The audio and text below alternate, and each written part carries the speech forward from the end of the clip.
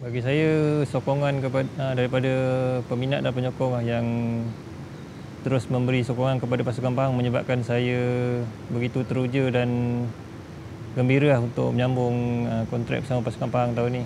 So, saya mengharapkan supaya sokongan itu diteruskan. Semoga kami berjaya mendakap Piala Malaysia buat kali kedua tahun ini.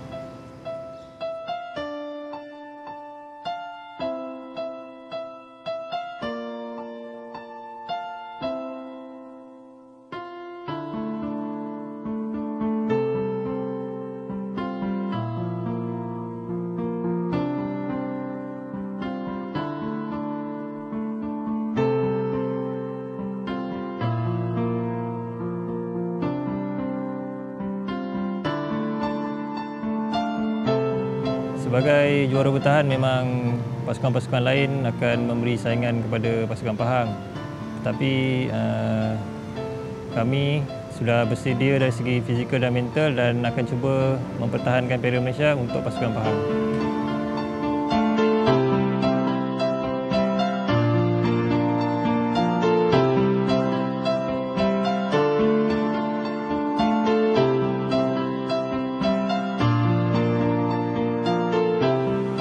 Menangi bersama pasukan Pahang tahun lepas adalah sangat orang kata lain daripada yang lain.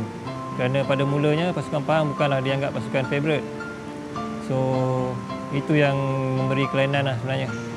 Dan yang keduanya, saya memenangi Piala FA tahun ini bersama pasukan Pahang sebagai ketua pasukan. So memang satu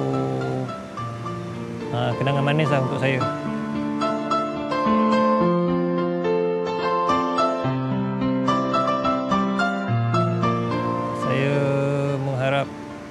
Dan berharap kepada semua penyokong supaya teruskan menyokong pasukan Pahang kerana sokongan anda adalah semangat bagi kami untuk mendapatkan Piala Malaysia tahun ini.